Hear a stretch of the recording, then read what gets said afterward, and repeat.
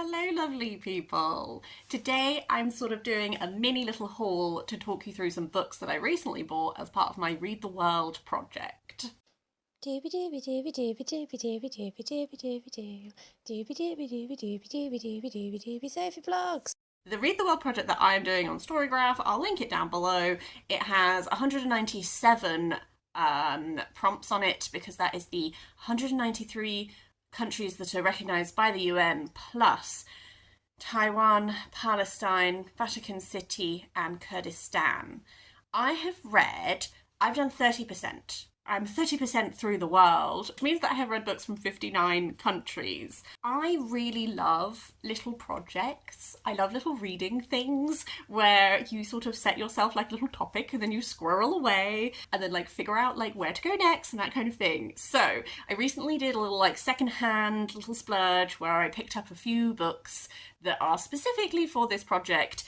So I thought I would just run through these ones themselves. So I'm going to kick things off with a book that I picked up for Romania.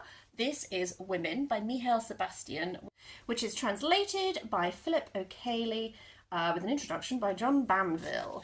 This was actually a recommendation from my lovely friend Matt at MCS Books. He doesn't really make videos anymore, but I'm going to link to his channel down below anyway because his little videos are like a treasure trove of translated fiction recommendations.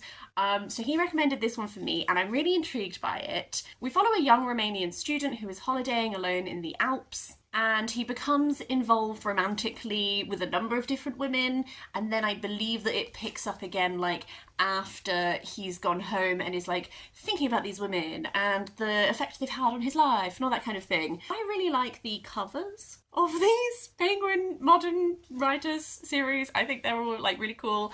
I have read Death in Spring by Mercè Rodoreda, who is a Catalan writer from this series. It's definitely a series that I would like to explore a bit further because I think that they probably have some other interesting books in that. I also have The Hiding Place by Teresa Azzopardi. This is for Malta. I actually picked this up before I started doing the Read the World project because I'm gonna have this as part of my Doethon TBR in March. Doethon is a readathon that is all about reading Welsh books set in Wales by Welsh authors, all of that kind of thing.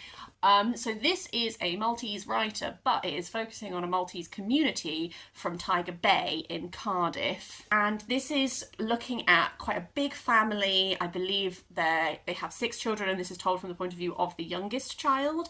And it's very much like a look at like 1960s Cardiff. Then we also see how later in life this family is estranged. And I believe that this book is like we're unpicking what has led to the estrangement in this family, that kind of thing. So this is one that I'm going to save until March because I'm going to do it as part of my Doethon reading, but I thought I would mention it because it is going to also count for my book for Malta for this project.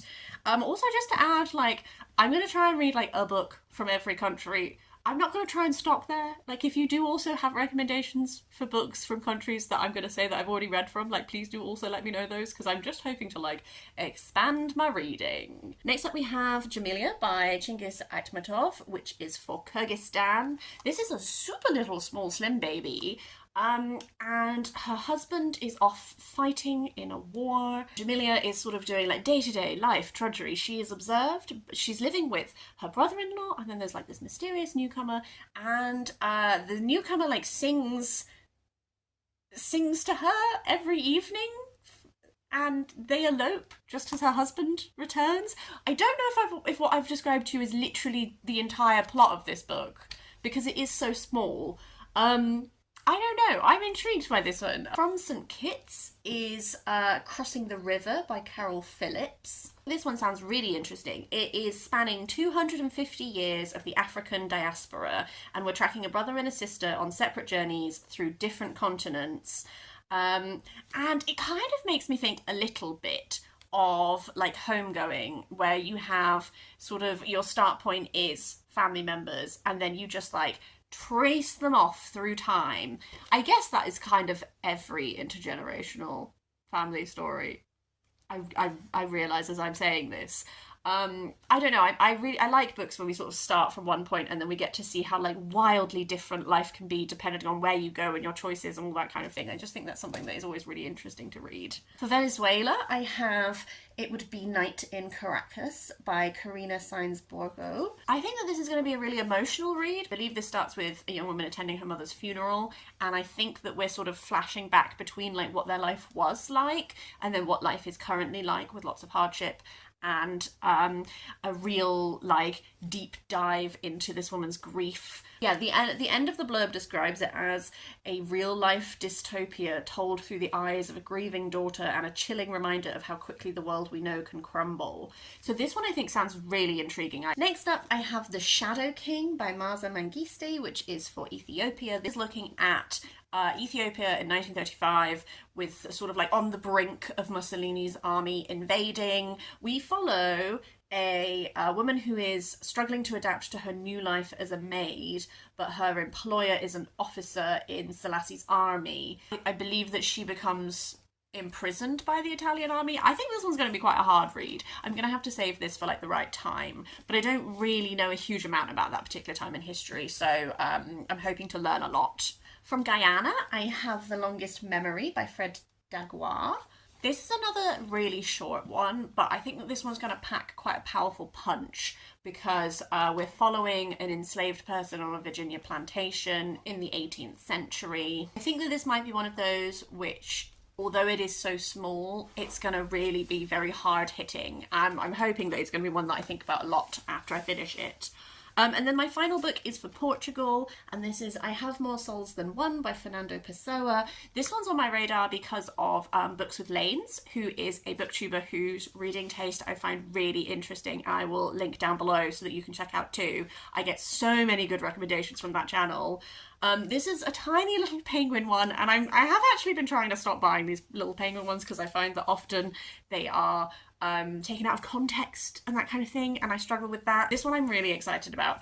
Like, the tiny description on the back is just written in the voices of 4 different alter egos. These rich, strange, and mesmeric verses by Portugal's greatest poet express a maelstrom of conflicted thoughts and feelings. So really, really looking forward to this one. I have high hopes. Hello, lovely people. Editing Sophie here. I'm just hopping on because I filmed this haul a few weeks ago now, and because it has a global focus, I feel like it would be remiss for me to not briefly hop on to discuss Palestine. If you are in the UK, I would really encourage you to sign the petition that is in the description down below. It is a petition for Parliament to call for a ceasefire. I believe it's already gone well over the threshold of signatures needed for it to be debated in Parliament, but I think that the larger the number of people who sign it is a great way to show to Parliament how strongly the public feels about this issue.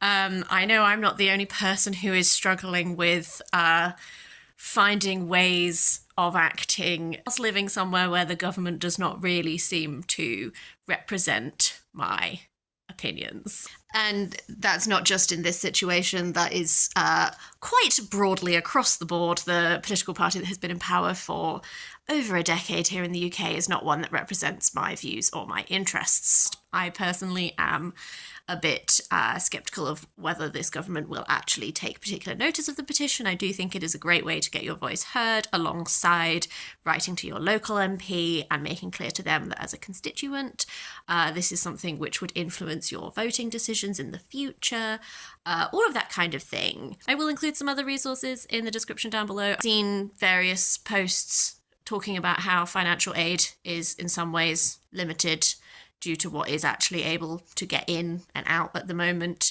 But everything is also quite changeable. So I'm recording this a couple of days before this video will be posted on my hopefully usual Monday slot. So I don't quite know what the situation is going to be at the time that this actually goes up. I'm actually editing it at the moment. I did just want to hop on and provide that for anyone who is in the UK who would like to find other ways of letting their voice be heard that might not know about this. So that's everything I wanted to say. I will let this video come to a close now. I just wanted to hop on to briefly encourage anyone to find a way to let their voice and thoughts be heard in whatever way is possible, while also looking after yourself and all of that kind of stuff. So yes, have a lovely day, and I will see you next time for something else.